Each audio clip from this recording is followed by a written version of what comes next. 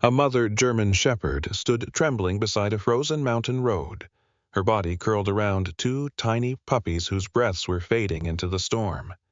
No one was supposed to be driving that road in Pine Hollow, but fate had other plans. A former Navy SEAL named Michael Turner, a man haunted by the wife he could not save, saw them through the blur of falling snow. 3 lives were hanging by a thread. When he opened his truck door and reached out his hand, something in both of them changed forever.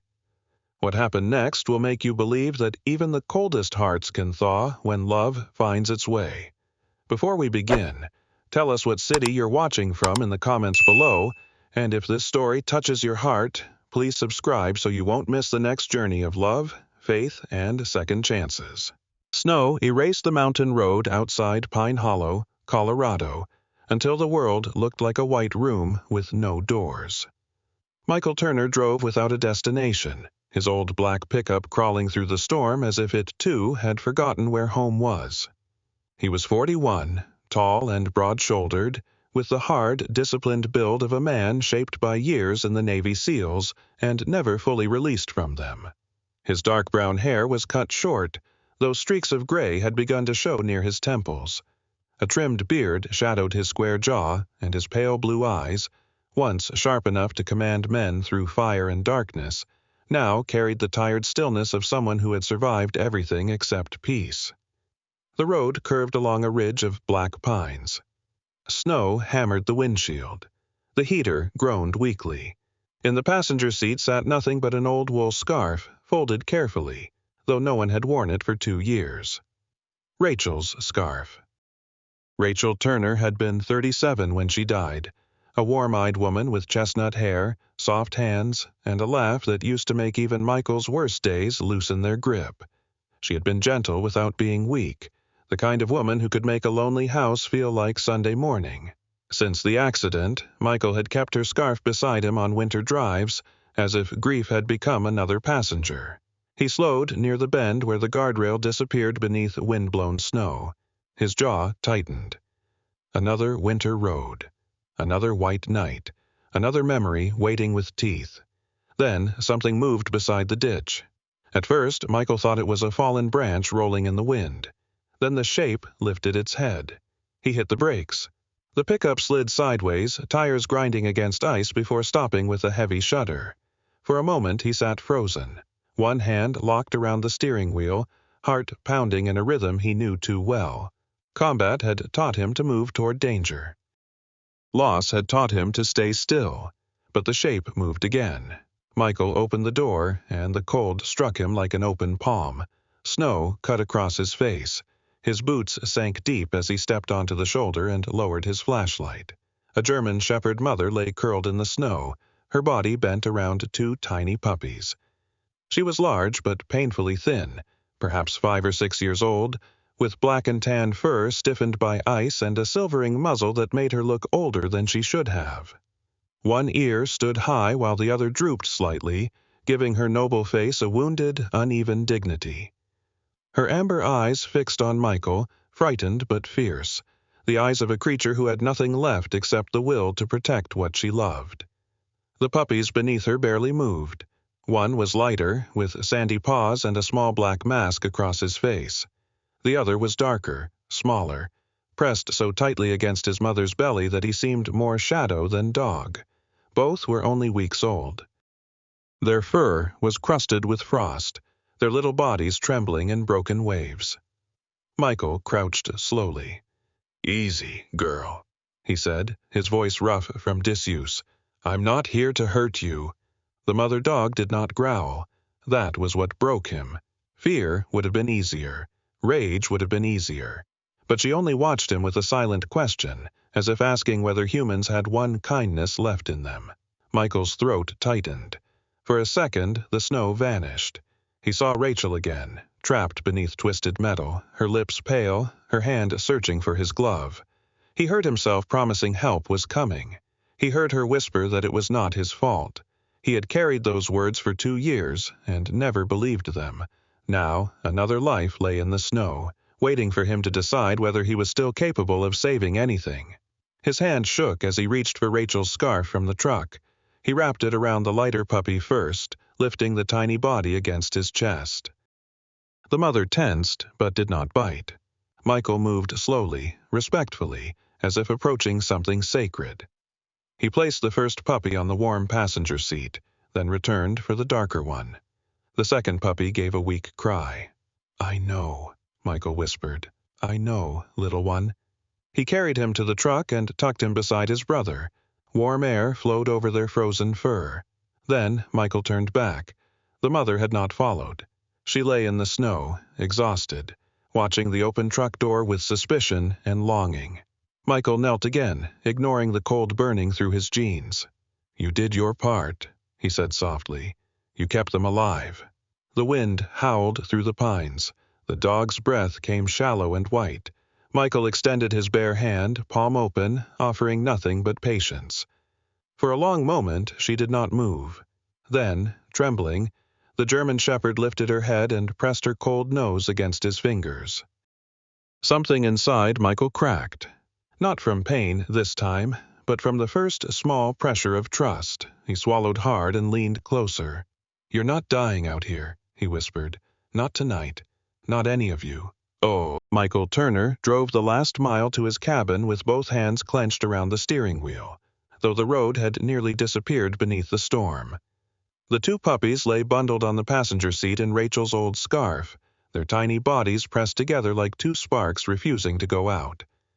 In the back, the German shepherd mother rested across a wool blanket, too weak to stand, too proud to surrender completely.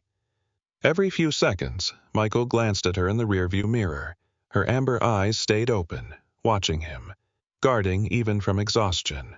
"Almost there," he murmured, though he was not sure whether he was speaking to her, the puppies, or the ghost of the woman whose scarf now held two fragile lives. His cabin appeared through the snow like a dark ship half buried at sea, built of pine logs and gray stone at the edge of the forest. It had once been a home. Since Rachel's death, it had become a place where a man stored his breathing. Michael parked closer to the porch, killed the engine, and sat for one heartbeat in the silence. Then one puppy made a weak sound, small enough to break him open. He moved. He carried the puppies first, holding them against his chest beneath his coat, shielding them from the wind as he pushed through the front door. The cabin smelled of cold ashes, old coffee, engine oil, and dust. A stack of unopened mail sat on the table. Rachel's blue mug still rested on a shelf near the sink, untouched for months, as if grief had turned ordinary things into sacred relics. Michael laid the puppies in a wooden laundry basket beside the hearth, lining it with towels and the scarf. The lighter one, Buddy, though Michael had not yet spoken the name aloud, twitched his sandy paws as warmth began to reach him. The darker one, Milo, remained curled tight, his little black muzzle pressed into the wool. Michael crouched, held his hand near their noses, and felt faint breath. "Good," he whispered. "Stay with me." He rushed back into the storm for the mother. She did not growl when he opened the truck door, but her body stiffened. Up close, she looked even more worn by hardship. A broad-chested German shepherd about 6 years old, black and tan fur clumped with ice, ribs visible beneath her coat, one ear bent from an old injury, and a narrow scar hidden near her shoulder. She had the face of a queen driven from her kingdom, frightened, hungry, but unwilling to lower her crown. Michael slid his arms beneath her carefully. She was lighter than she should have been. Her body trembled against him, not only from cold, but from the terror of trusting a stranger. "I've got you, girl," he said. "No sudden moves, no cages, just warmth." At the word warmth, something bitter moved through him. He had not used that word for his own life in a long time. Inside, he laid her on the old braided rug before the fireplace. She immediately lifted her head toward the basket, searching for her pups. Michael understood and brought Buddy and Milo close, placing them against her belly. The mother sniffed them, counted them with desperate little nudges, then lowered her head as though the entire world had narrowed to those two breaths. Michael knelt before the hearth and struck a match. His hands, broad, scarred, and steady under gunfire, fumbled with the kindling. "Come on," he muttered. "Not tonight." The flame caught at last. blue at first, then orange, climbing through the dry pine and throwing light across the room. Shadows retreated from the walls. The cabin, which had felt like a tomb when he entered, began to remember what it was made for. Michael heated water, soaked towels, and cleaned the ice from the mother's fur. She watched every motion. When he came too close to the pups, her lip lifted once, not in cruelty, but in warning. Michael stopped immediately and lowered his gaze. "Fair enough," he said softly. "You don't know me yet." He worked around her boundaries, wiping snow from her legs, cutting away a strip of frozen burr tangled near her tail, placing a bowl of water within reach. She did not drink while he watched, so he turned his back and pretended to busy himself with the fire. A moment later, he heard her tongue touch the water. That tiny sound filled the cabin more deeply than any hymn. Hours slipped by. Outside, the storm scratched at the windows like a hungry animal. Inside, Michael sat on the floor with his back against the couch, refusing sleep. Each time one puppy stirred, he leaned forward. Each time the mother shifted, he checked her breathing. He found himself speaking into the room, low and careful, telling her things he had not told anyone. "My wife would have known what to do," he said once, staring at the flames. "Rachel used to say wounded things don't need speeches. They need soup, blankets, and someone who stays." The mother's eyes opened halfway. Firelight turned them to dark honey. Michael gave a tired smile. "She would have liked you, probably more than me." Near dawn, the storm weakened. Gray light seeped through the frosted windows. Michael had just set another log on the fire when a soft knock came at the door. His whole body tightened before thought could catch up. Old training rose like a blade. He stood, moved quietly, and opened the door only a crack. Margaret Wilson stood on the porch with a basket hooked over one arm and a thermos tucked beneath the other. She was 68, small but not frail, with silver hair pinned in a loose knot under a knitted burgundy hat. Her face was narrow and kind, lined by age and weather, and her hazel eyes held the steady patience of a woman who had buried someone she loved and chosen not to become bitter. She wore a heavy brown coat over a faded green dress, wool socks visible above her boots, and the practical expression of someone who had already decided she was coming in whether invited or not. "Morning, Michael," she said. "Your truck sat too long by the North Bend last night. I saw the lights through the storm." Michael opened the door wider, suddenly aware of his unshaven face, bloodless hands, and the strange new life gathered by his hearth. "I didn't mean to worry you, Mrs. Wilson." People who don't mean to worry anyone usually do the best job of it. She stepped inside, then stopped when she saw the dogs. Her eyes widened and the teasing left her face. "Oh, mercy!" The German shepherd lifted her head, alert but too tired to rise. Margaret moved slowly, placing the basket on the table before crouching at a respectful distance. Her knees cracked softly. "Hello, beautiful girl," she whispered. "You've had yourself a hard road, haven't you?" Michael watched, surprised by how the mother did not tense as sharply with Margaret. Perhaps wounded mothers recognized one another. Margaret was a widow, but that was not the deepest loss in her. Her only son, Thomas Wilson, had been a broad-shouldered young soldier with sandy hair, laughing eyes, and a heart too soft for the uniform he wore. He had served overseas and died before he turned 26. Michael had seen his name on the memorial stone in Pine Hollow, though he and Margaret had never spoken of it. Now Margaret's gaze fell on the German shepherd's bent ear, and her mouth trembled. "Thomas had a shepherd once," she said. "Big loyal thing named Duke. Followed him everywhere when he came home on leave. That dog looked at my boy like he had hung the moon with his own hands." She blinked, then smiled through the ache.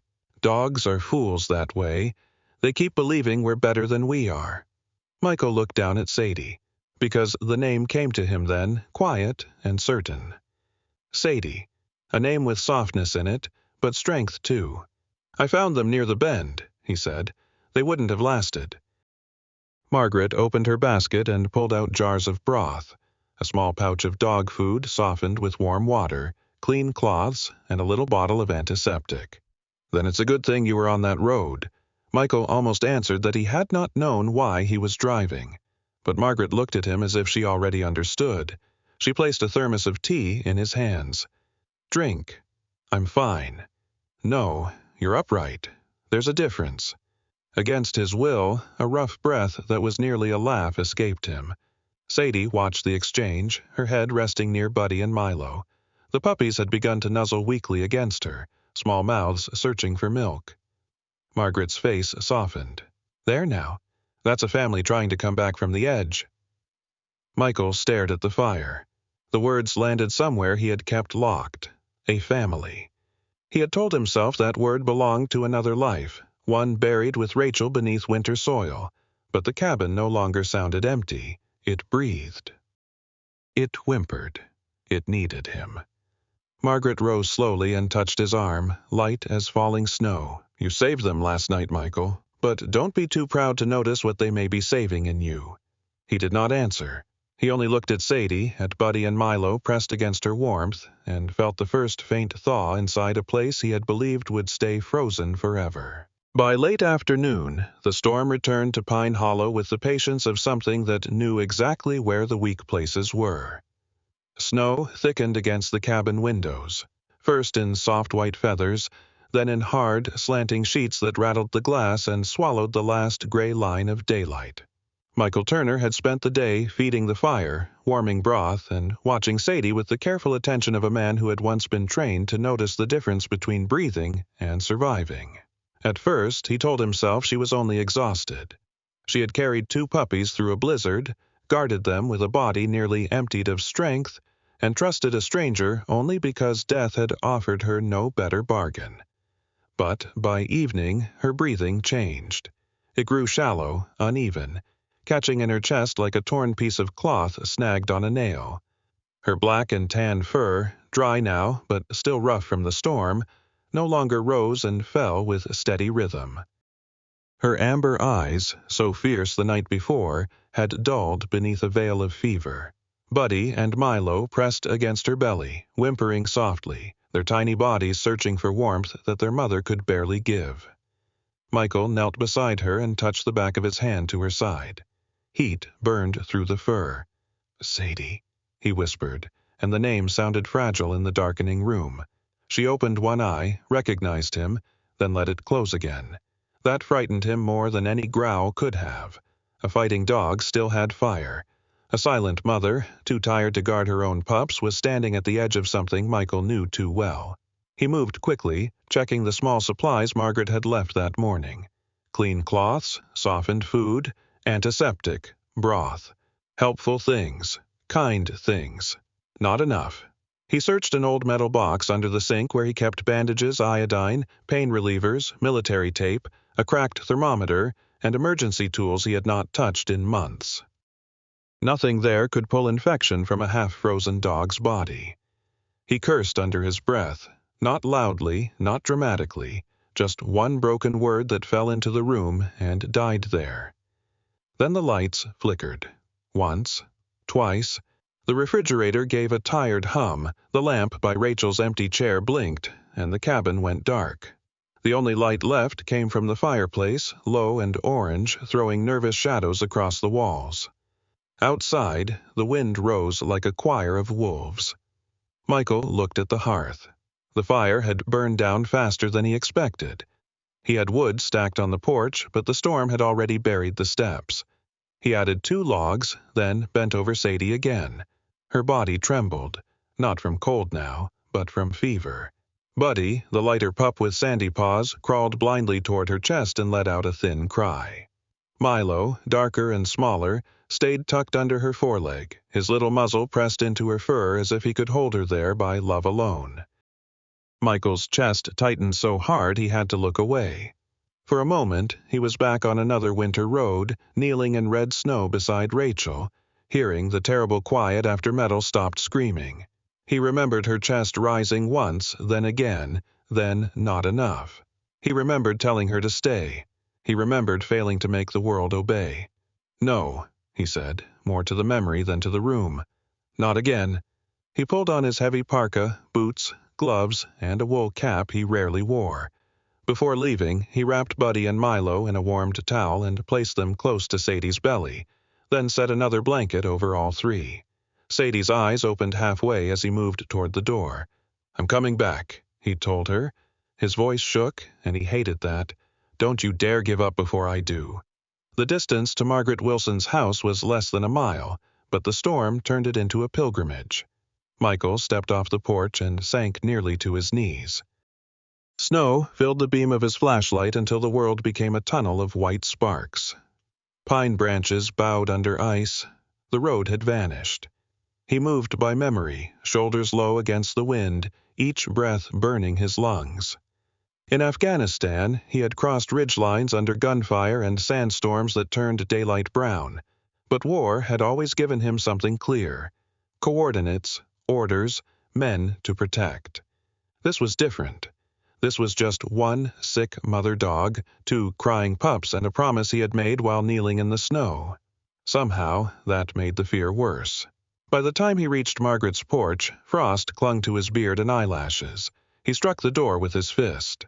The old woman opened it after only a few seconds, as if she had been waiting beside it. Margaret Wilson stood wrapped in a thick gray shawl over a long flannel nightdress, her silver hair braided loosely down one shoulder. Without her hat and coat, she looked smaller than she had that morning, but not weaker. Her lined face held the steady calm of someone who had met grief at the door before and learned not to step aside for it. "Michael," she said, her hazel eyes sharpening. "Sadie's burning up," he said. "Power's out. She's breathing wrong. I need antibiotics, a heater, anything you have." Margaret did not waste a question. She turned from the doorway and moved through her warm little kitchen, a room filled with dried herbs hanging near the stove, framed photographs on the wall, and the faint smell of rosemary and tea. Michael's gaze caught one picture as she opened a cabinet. Thomas Wilson, her son, young and broad-shouldered in uniform, sandy hair bright beneath a desert sun, one arm around a large German shepherd with noble ears and a foolishly happy grin. Margaret saw him looking. "Duke," she said quietly. "That dog slept beside Thomas's boots every night he was home." Her hands kept moving as she spoke, gathering a small bottle of leftover canine antibiotics, a battery-powered heater, a clean syringe without a needle, towels, and a thermos. After Thomas died, Duke spent 3 days by the front door. Wouldn't eat, wouldn't move. I used to think I was caring for him. Truth was, he was teaching me how to keep getting up. Michael swallowed.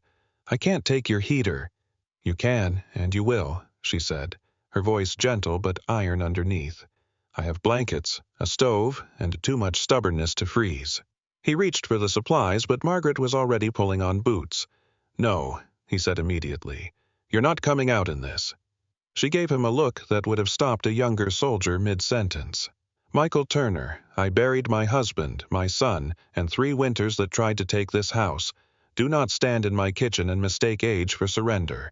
He had no answer. Together, they went back into the storm. Margaret moved slower, but there was an old mountain toughness in her steps.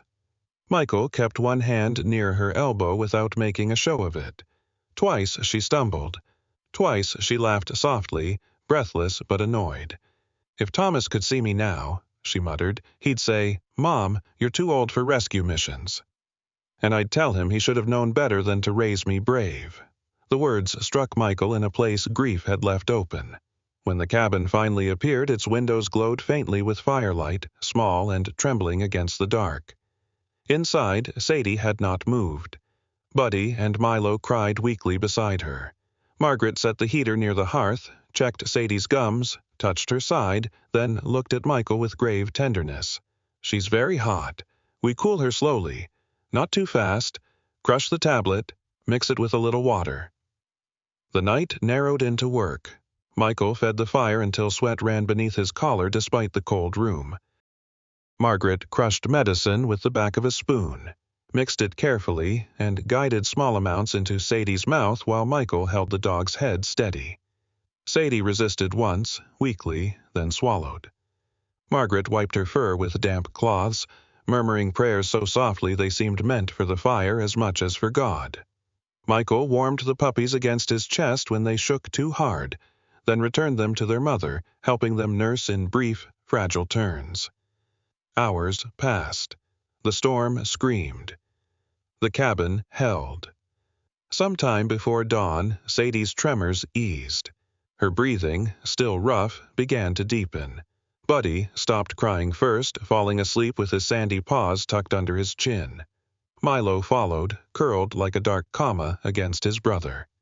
Margaret sat back on her heels, exhausted, her face pale in the firelight. Michael looked at Sadie and saw her amber eyes open. This time they were clearer. She lifted her head with great effort, searched the room, found him, and slowly placed her muzzle across his hand.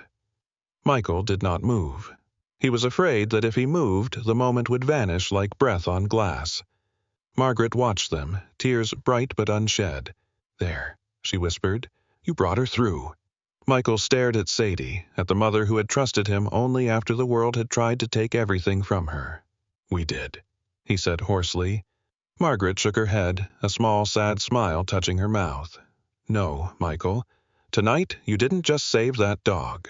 She looked toward the first pale light gathering behind the frosted window. "You walked into the dark and came back with something alive. That means some part of you came back too." Morning came to Pine Hollow, not with sunlight, but with silence. After a night of wind clawing at the cabin and snow beating against the windows like fists, the world outside had gone still beneath a clean white blanket. The pines stood bowed and glittering, their branches heavy with ice, and the roof dripped slowly where the first weak hint of thaw touched the eaves. Inside, the fire had burned low but steady. Michael Turner woke on the floor with his back against the couch, one hand still resting near Sadie's head as if some part of him had kept watch even in sleep. His neck ached. His legs were stiff. His beard was rough with a night's worth of exhaustion. But the first sound he heard was not wind, not memory, not the terrible echo of Rachel's last breath. It was Buddy sneezing. The tiny lighter puppy, with sandy paws too large for his body and a black little nose still damp from sleep, had wriggled out from the blanket and was trying to climb over Milo, who was darker, rounder, and deeply offended by being used as a hill. Milo squeaked, kicked one paw, and rolled backward into Sadie's chest. Sadie lifted her head slowly. Her amber eyes were clearer than they had been the night before, still tired, still shadowed by illness, but alive with recognition. She watched her pups with the solemn patience of a queen forced to rule over two drunken raccoons. Michael let out a breath he had not realized he was holding. "Morning. Trouble," he whispered. Buddy sneezed again, as if answering roll call. Sadie's tail moved once against the rug, barely more than a brush, but to Michael it sounded like church bells. He rose carefully and fed the fire, then warmed broth on the stove. The power had returned some time before dawn, but he did not turn on the overhead light. The cabin looked better by firelight, kinder somehow. Dust softened. Shadows forgave. Rachel's blue mug still sat on the shelf, but that morning Michael did not look away from it. He washed it gently, filled it with coffee, and set it on the table across from his own, the way he used to do without thinking. Then he stood there, embarrassed by the act and strangely comforted by it. "Old habits," he muttered, though no one had asked him to explain. Sadie watched from the hearth while Buddy and Milo discovered the enormous battlefield of the braided rug. Buddy attacked a loose thread with heroic confidence. Milo attempted to bark at the wood basket, produced a sound no larger than a hiccup, and startled himself so badly he fell backward. Michael laughed before he could stop himself. The sound came out rusty and brief, like a gate opening after years in the weather.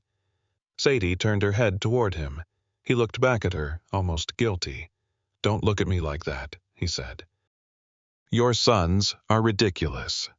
She blinked, regal and unimpressed. By noon, Margaret Wilson arrived with a pot of chicken soup wrapped in towels, a loaf of bread, and the kind of determined expression that suggested she had come to inspect not only the dogs but also Michael's soul. She wore a navy wool coat patched at one elbow, her silver hair tucked beneath a red knitted hat, her cheeks pink from the cold. Though small and 70 in the way mountain women often were, weathered, compact, and harder to move than a fence post, she carried herself with a brisk dignity. Her hazel eyes went first to Sadie. "Well, look at you," she said softly. "Still here. That's downright rude of death, isn't it? Losing an argument to a mother." Michael took the soup from her. "You walked over in this? The road is passable enough if you know where not to put your feet." She glanced at his face. "You look terrible. Good morning to you, too." "It is a good morning." "You're alive, she's alive, and those two little fools are chewing your rug." Michael looked down. Buddy and Milo had formed an alliance against the loose thread. "That rug had it coming," he said. Margaret smiled, and for a moment the cabin felt less like a wounded place and more like a kitchen in some ordinary home, where ordinary people teased each other because the world had allowed them one quiet day. Over the next several days, quiet became a visitor that stayed longer each time. Sadie began to stand, first for a few seconds, then long enough to drink on her own. Her body was still too thin beneath her thick black and tan coat, but strength returned in small, stubborn installments. Michael brushed her gently each evening, removing burrs and old ice-matted knots, careful around the scar near her shoulder. She allowed it, though she kept one eye on him, as if respect had been granted but not foolishness. Buddy grew bold first. He waddled after Michael's boots, nipped at the laces, and once fell asleep with his chin inside an empty slipper. Milo remained closer to Sadie, quieter and more watchful, but when Margaret dropped a crumb of bread by mistake, he moved with the speed of a bandit and the innocence of a saint. Their little bodies changed the sound of the cabin. Paws clicked against floorboards, tails thumped against chair legs. Soft growls rose from underneath the table during battles over invisible enemies. Michael began sweeping more, cooking more, opening curtains he had kept closed for 2 winters. One afternoon, as snow loosened from the roof in heavy sliding sheets, he climbed onto a ladder to patch a leak above the kitchen. Margaret stood below, holding nails in one gloved hand and issuing advice with the authority of a general. "That board's warped." "I know." "Then why are you using it?" "Because it's the one I cut. A man can cut a mistake and still not marry it." Michael looked down at her, and the corner of his mouth twitched. "You talk to everyone like this? Only people who need saving from themselves." He replaced the board. She handed him a better one without another word. Later, he made a coffee for both of them, strong and dark, and they sat near the fire while Sadie rested with her pups curled against her belly. Margaret spoke of Thomas more easily now, not without pain, but without collapsing beneath it. She described him as a tall, sandy-haired boy who had grown into his shoulders too fast, all elbows at 14 and quiet courage by 20. He had loved stray animals, broken radios, and terrible jokes. "He used to bring home creatures like other boys brought home mud," she said. "Birds, dogs, once a possum that looked angrier than my late husband during tax season." Michael smiled into his cup. "Rachel did that with people." Margaret looked at him gently. "People?" "Strays," he said. "Lonely ones. Angry ones. Me." The words slipped out before he could armor them. He stared at the fire, expecting the old sharpness to follow, but it came softer this time. Rachel's absence still hurt, but the pain no longer filled the entire room. Margaret did not rush to comfort him. That was her gift. She let silence sit down with them like a third guest. Near sunset, after Margaret left, Michael stood before the mantel. Rachel's harmonica lay in a small wooden box beside a photograph of her, smiling in a summer field. Chestnut hair lifted by wind. Eyes warm with the private mischief she had always saved for him. He had not touched the harmonica since the funeral. For 2 years it had been less an instrument than a sealed door. Behind him, Buddy yipped in his sleep. Milo sighed. Sadie watched Michael from the hearth, her amber gaze calm, ancient, almost knowing. Michael picked up the harmonica. His fingers trembled. The first note came out thin and broken. He almost put it down. Then Sadie's tail thumped once, slow and steady. So he tried again. The melody was one Rachel used to hum while washing dishes, simple and foolishly sweet. Halfway through, his breath caught, not because grief had vanished, but because it had made room for something else beside it. By the time the last note faded, Buddy had lifted his head, Milo had crawled onto Sadie's paw, and Michael Turner, who had spent 2 winters living like a ghost in his own house, found himself smiling at the fire as if warmth had finally remembered his name. Peace broke on a morning too quiet to be trusted. Pine Hollow lay beneath a pale winter sun, the snow no longer falling but still ruling everything, piled along the porch rails, hanging from the pines, shining across the frozen road like the polished floor of some white cathedral. Inside Michael Turner's cabin, the fire snapped softly, coffee steamed on the stove, and Buddy and Milo had turned one of Michael's old socks into a battlefield. Buddy, the lighter pup with sandy paws and foolish courage, dragged the sock backward with a victorious growl, while Milo, smaller and darker, clung to the other end with the solemn fury of a knight defending a kingdom made of laundry. Sadie lay near the hearth, stronger now, her black and tan coat brushed clean, her silvered muzzle resting on her paws, her amber eyes half closed but never fully careless. Michael stood at the kitchen counter, shaving with a cracked mirror propped against the window, when the knock came. 3 firm strikes.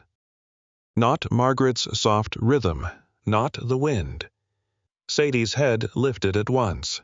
Buddy dropped the sock. Milo backed into his mother's chest.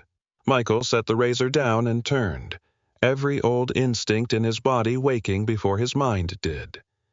Another knock came, measured and official. He wiped his face with a towel, crossed the room, and opened the door. A man stood on the porch in a dark green winter uniform dusted with snow. He was in his mid-40s, tall but not bulky, with the lean, weather-hardened build of someone who spent more time in forests than offices. His face was square, sun-browned even in winter, with deep lines at the corners of his gray eyes and a short brown beard trimmed close along a firm jaw. Snow clung to the brim of his hat and the shoulders of his coat.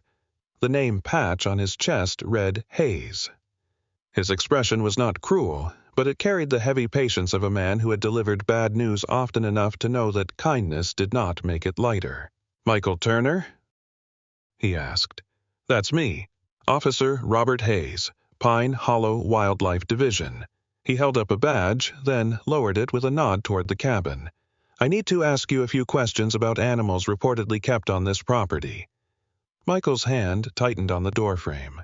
Behind him, Sadie gave a low sound from her throat, not quite a growl, not yet a warning, but something ancient and motherly that filled the room like thunder heard far away. "Animals?" Michael asked. Officer Hayes glanced past him. His eyes found Sadie, then the 2 pups pressed against her. Specifically a large canine and 2 juveniles.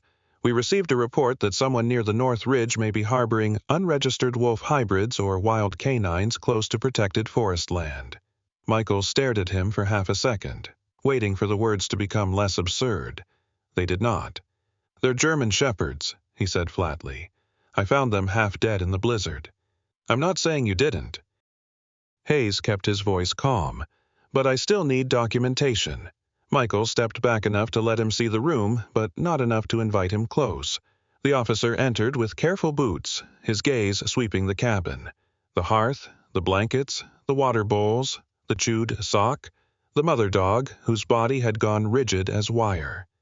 Sadie rose slowly, placing herself between Hayes and her pups, her ears pinned back, her tail lowered. Buddy tried to peek around her leg and she nudged him back without looking. Michael saw the change in her immediately. This was not ordinary caution. This was memory.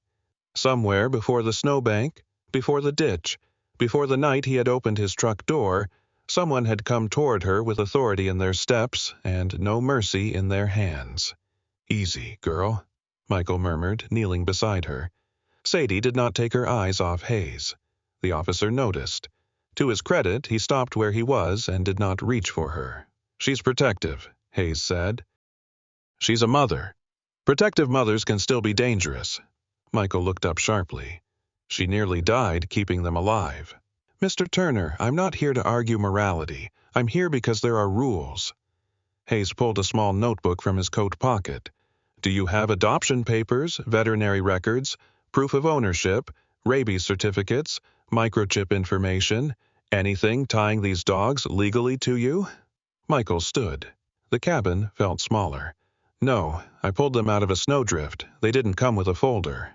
Hayes sighed, and for the first time some of the official hardness slipped, revealing tiredness underneath. I understand how that sounds. I do. But this area has had problems. Illegal breeders dump wolf dog crosses when they can't sell them. Some end up sick. Some end up aggressive. Some breed in the woods. When someone reports an unregistered shepherd-type female with pups, I have to investigate. Who reported it? Michael asked. Hayes did not answer. That's not something I can share. Michael's jaw clenched. He imagined some passing driver, some neighbor with binoculars and a heart made of tin, seeing Sadie through a window and turning her into a problem on paper. She is not wild. Then prove it. The words were not shouted, but they landed hard. Hayes softened his tone. You have 72 hours. Get a vet to examine them. Find any sign of prior ownership. A chip, a tag, a record, anything. If you can show they're domestic and safe, this ends simply.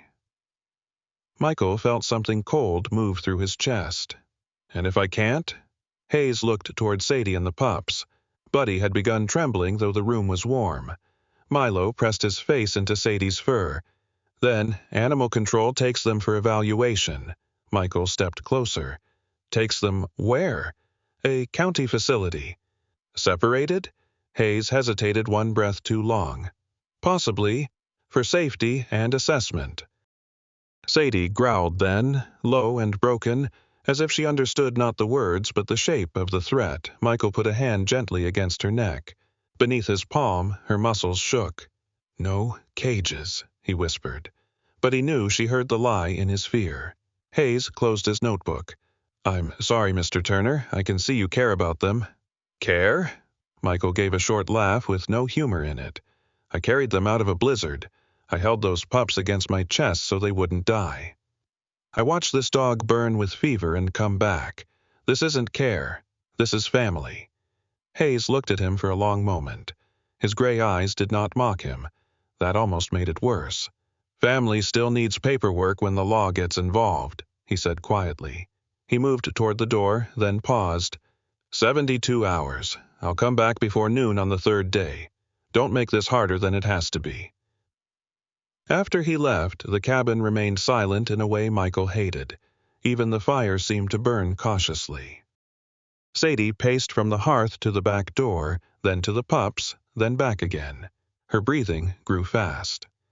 Michael called the nearest veterinary clinic, then another in the next town. One line rang unanswered. Another went to voicemail. He searched the old collar scrap he had removed from Sadie's frozen fur the first night, but the leather was cracked, the metal ring rusted, and the tag missing. We'll fix this, he told her. I'll find proof, I promise. Sadie looked at him, and in her eyes he saw the terrible thing fear does to trust. It does not destroy it all at once. It makes trust feel dangerous. Michael turned to the desk, digging through drawers for Margaret's number, county contacts, anything. Behind him, Buddy whimpered. Then came the soft click of the back latch. Michael spun around. Sadie had pushed the old door open with her nose. Snowlight poured into the room. Sadie, he said carefully. She gathered Buddy with one nudge, then Milo with another. Her body was tense, her eyes wild with the logic of a mother who had decided that a forest in winter was safer than a human law. No, no, no. Michael stepped forward too quickly. Sadie flinched, and that flinch stopped him like a bullet. For one aching second, they stared at each other. Then she turned and ran into the white, the pups stumbling after her. Michael reached the doorway just as their shapes vanished between the pines. Sadie! His voice cracked across the yard and died in the snow. He stood barefoot on the cold floorboards, staring at the 3 sets of paw prints leading away from the cabin and into the darkening woods. The same hollow silence that had followed Rachel's death opened inside him again. Only this time it had paw prints. Michael Turner did not remember putting on his boots. only the cold shock of the porch boards beneath his feet and the terrible sight of 3 sets of paw prints sinking into the snow beyond the open back door. The forest behind the cabin stood black and endless beneath the winter sky, each pine bent under ice, each shadow shaped like something waiting. "Sadie!" He shouted again, but the trees swallowed her name and gave nothing back. He grabbed his parka, flashlight, gloves, an old coil of climbing rope from his storage chest, and the leather leash he had never once used on her. Margaret Wilson arrived less than 10 minutes later, breathless beneath her burgundy hat, a lantern in one hand and worry written deep into every line of her small, weathered face. "I saw your back door open from the road," she said, then stopped when she saw the empty blanket near the hearth. Michael's voice came out rough. "She ran, took Buddy and Milo with her." Margaret's hazel eyes filled, but she did not waste the moment on panic. "Then go before the snow covers their tracks." "You can't come," he said. "This storm's turning." "I know," she answered softly. "That is why I'm staying here. Someone has to keep the fire going for when you bring them home." The faith in her words struck him harder than doubt would have. She took his bare wrist in both of her gloved hands, her grip small but steady. "Michael, listen to me. Don't chase your fear. Follow the signs. And don't let yesterday tell you what you can save tonight." He nodded once, unable to speak, then stepped into the forest with the flashlight beam shaking ahead of him like a thin sword of light. Snow fell harder as he moved under the trees. The paw prints were clear at first. Sadie's deeper marks, Buddy's clumsy little steps veering left and right, Milo's smaller prints pressed close to his mother's trail. They led downhill through a stand of pines, past a frozen creek, then up toward the old ridge north of the cabin. Michael knew that ridge. As a boy, before the Navy, before war, before Rachel, he had been warned never to cross it after heavy snow. Beneath the drifts lay loose shale, dead roots, sudden drops, and a narrow ravine cut into the earth like a wound that winter never fully healed. "No, girl," he whispered, pushing harder. "Not that way." His SEAL training returned not as glory, but as discipline. Slow breathing, scan the ground, conserve strength, trust the pattern. Yet beneath the training lived a fear so human it made his hands ache. He kept seeing Rachel's scarf around the puppies, Sadie's cold nose touching his fingers, the way trust had entered his cabin like a shy flame. He could not lose that flame now. A branch snapped somewhere to his right. He swung the flashlight. Nothing but snow. Far behind him, from the direction of the cabin, a second light moved briefly between the trees. For one wild second he thought Margaret had followed him, but then a man's voice called through the storm. "Turner!" Michael froze. Officer Robert Hayes emerged from the white dark, wearing his green winter uniform beneath a heavier field coat, hat pulled low, gray eyes narrowed against the snow. His short brown beard was rimmed with frost, and a coil of department rope hung over one shoulder. He looked less like an officer now, and more like a tired man who had decided rules were useless if they arrived too late. "Margaret called the station," Hayes said, breathing hard. "Said the dog bolted." Michael's jaw tightened. "If you came to talk about paperwork—" "I came to help find them." The words hung between them, unexpected and plain. Michael wanted to distrust him. It would have been easier, but the snow was already softening the tracks, and pride was a poor lantern in a forest like this. He turned without answering and followed Sadie's trail. Hayes fell in beside him, not too close, not trying to lead. For several minutes they moved in silence broken only by the crunch of boots and the groan of trees. Then the tracks changed. Sadie's prints grew erratic. Buddy's little marks disappeared, then returned in a scattered pattern as if he had stumbled. Milo's were almost gone beneath fresh powder. Michael dropped to one knee and brushed snow away with his glove. There, near a fallen pine, were deep claw marks carved into the crust. Sadie had slipped. "She went over the ridge," Michael said. Hayes lifted his flashlight and both beams crossed the darkness ahead.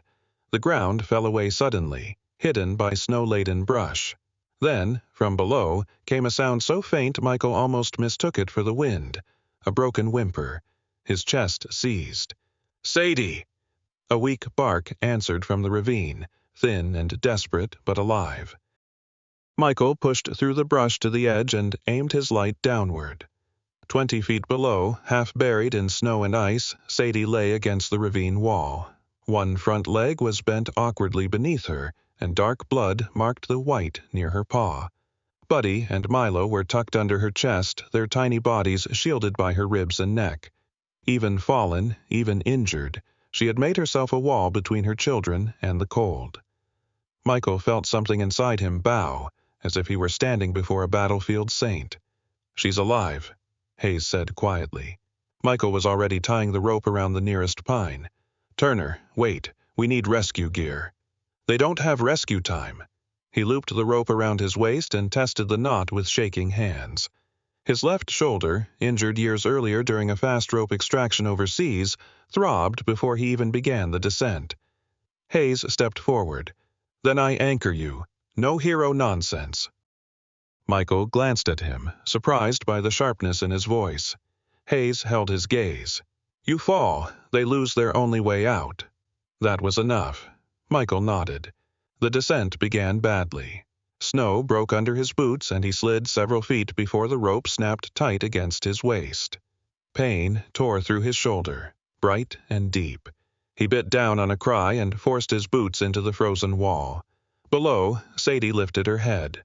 Her amber eyes found him, and despite everything, her tail moved once in the snow.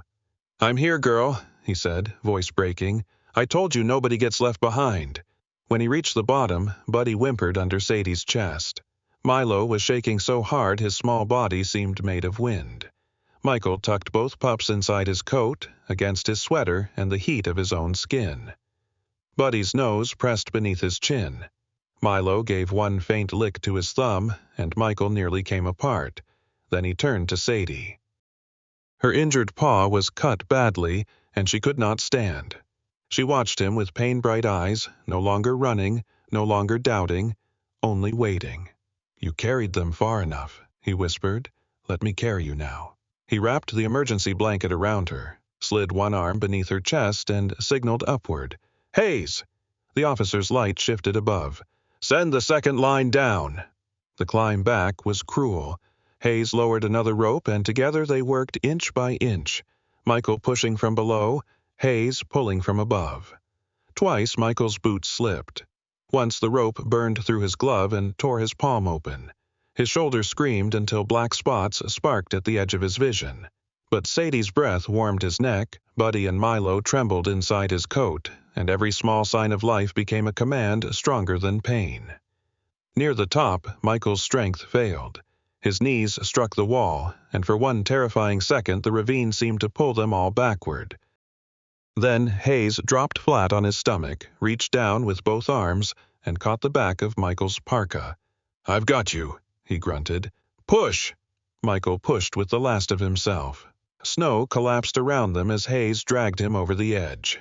They fell together onto the ridge, gasping, soaked, bleeding, alive. Sadie lay across Michael's chest, her head tucked beneath his chin. Buddy and Milo squirmed inside his coat, weak but breathing. Hayes knelt in the snow, staring at them. The official mask had vanished from his face. In its place was something raw, almost ashamed. "You could have died down there," he said. Michael closed his eyes, one hand resting on Sadie's neck. "They're my family." Hayes looked from Michael to the wounded mother dog, then to the two puppies blinking out from the torn parka. The wind moved around them, but for once it did not sound like judgment. It sounded like a witness. Slowly, Hayes removed his own coat and spread it over Sadie. "Then let's get your family home," he said. By the time Michael Turner carried Sadie back into the cabin, dawn had begun to loosen the darkness over Pine Hollow, spreading a pale silver light across the snow-covered pines. Officer Robert Hayes walked behind him with Buddy tucked inside his coat and Milo bundled against his chest, both puppies trembling but alive, their small noses poking from the torn fabric like two frightened secrets returning from the edge of the world. Margaret Wilson stood waiting on the porch, her lantern burning low in one hand, her other hand pressed to her chest as if she had been holding her heart in place all night. When she saw Sadie's head resting against Michael's shoulder, her eyes filled, but she did not cry loudly. Margaret had the kind of grief that had learned manners over the years. It simply shone in her face, quiet and deep. "Bring her in," she whispered. "The fire's ready." Inside, the cabin glowed with heat. Michael laid Sadie on the braided rug before the hearth, and she gave a soft, exhausted sigh when Buddy and Milo were placed against her belly. Hayes crouched nearby, his green uniform soaked at the knees, his short brown beard crusted with frost, his gray eyes no longer carrying the hard edge of inspection. He watched Michael wrap Sadie's injured paw with clean cloth while Margaret warmed broth and checked the puppies with hands that were wrinkled but steady. For a long while, no one spoke. The only sounds were the snapping fire, the puppies' faint whimpers, and Sadie's breathing, rough at first, then slowly deepening. When the sun finally climbed over the trees, Hayes removed his hat and held it between both hands. "I'll file the report today," he said. Michael looked up, bracing himself for the return of rules. Hayes glanced at Sadie, then at the two puppies now sleeping against her. "It'll say a former Navy SEAL rescued an abandoned German shepherd and her litter during a winter storm, then risked his life a second time when they fell into a ravine. It will also say there is no evidence of wild canine possession." Michael stared at him. "And the 72 hours?" Hayes gave a tired, almost embarrassed smile. "Sometimes the law needs a witness before it remembers why it exists." That was how the first wall came down. Not with thunder, not with applause, but with a man in a wet uniform choosing mercy over suspicion. Over the next weeks, winter softened, but did not vanish at once. It lingered in the ditches and beneath the pines, stubborn as old sorrow. Sadie healed slowly, her injured paw wrapped in fresh bandages each morning, her black and tan coat growing fuller now that food and warmth had returned strength to her bones. She still carried scars, one near her shoulder, one in the way she watched every doorway, and one in the quiet patience with which she counted Buddy and Milo whenever they wandered too far. Buddy became a brave little fool with sandy paws and a tail that seemed to wag before the rest of him had agreed to move. Milo, darker and smaller, remained thoughtful, watching first and leaping later, though he had a criminal fondness for Margaret's biscuits. Michael changed too. He woke earlier. He shaved more often. He kept the fire high not because he feared the cold, but because living creatures now depended on him. Hayes returned twice that first month, not with warnings, but with paperwork, bags of dog food, old county contacts, and a legal path Michael had not known existed. Margaret began keeping records in a blue notebook at the kitchen table, her silver hair pinned neatly, her glasses low on her nose, writing down feeding times, medicine doses, supply lists, and the names of anyone who offered help. "If you're going to accidentally become a rescue man," she told Michael one afternoon, "you might as well be a properly organized one."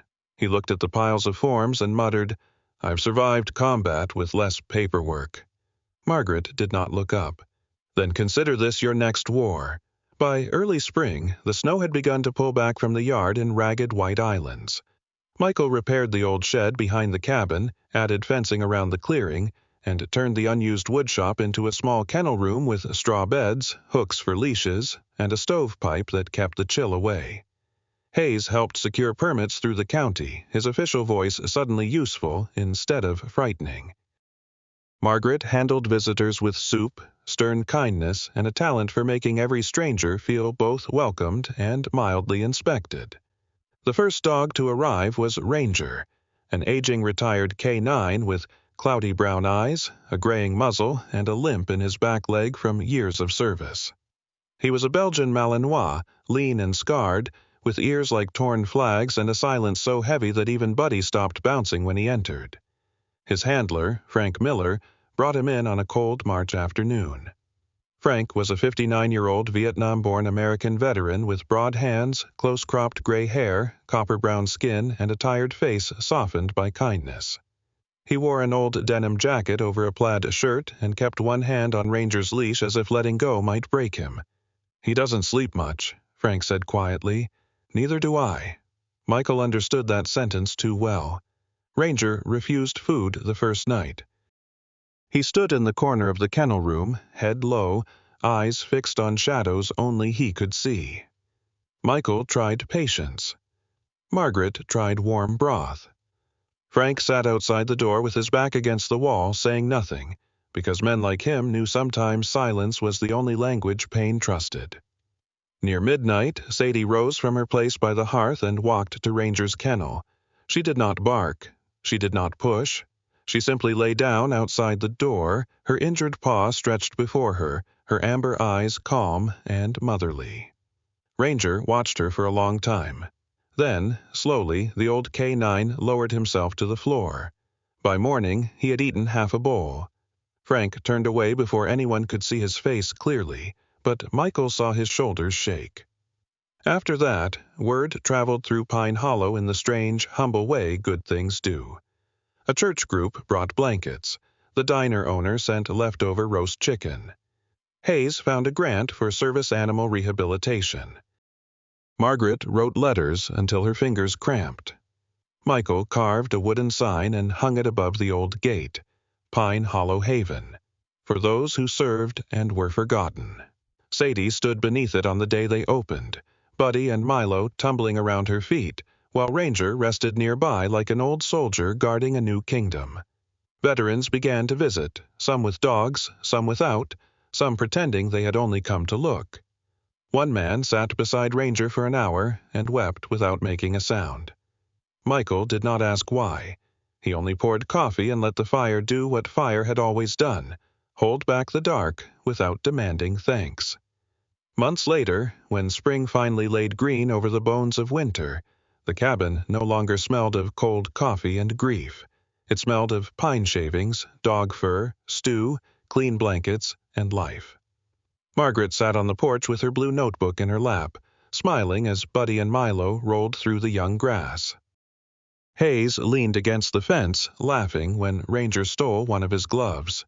Sadie lay at Michael's feet, her head resting against his boot, her eyes half closed in peace. As sunset poured gold through the trees, Michael took Rachel's harmonica from his pocket and played the old melody once more. This time, the notes did not tremble. They rose warm and steady into the evening, over the dogs, over the porch, over the woman who had kept the fire burning, and over the man who had once driven through a snowstorm with nowhere to go. Michael looked down at Sadie, Buddy, and Milo, then out across Pine Hollow Haven, and understood at last. He had not only brought them home. They had brought him home, too. Sometimes, miracles do not arrive with thunder, shining skies, or voices from above. Sometimes, they come through a truck door opened in a snowstorm, a trembling dog mother refusing to give up, a lonely man choosing to care again, and a small fire kept burning when the world outside feels frozen. Michael thought he was saving Sadie, Buddy, and Milo, but love has a quiet way of turning the rescuer into the rescued. In everyday life, many people carry invisible winters inside them. Grief they never speak of, guilt they cannot lay down, loneliness hidden behind a smile. But God's grace can move through the smallest acts of mercy: a warm meal, a hand held out, a door opened, a second chance given to a soul everyone else forgot. If this story touched your heart, share it with someone who needs hope today. Comment where you are watching from, and tell us about an animal or a person who helped you through a difficult season. And please subscribe to the channel, so more stories of faith, kindness, and second chances can reach the people who need them most. May God bless you, protect your home, warm your heart, and remind you that even after the coldest winter, love can still find a way back.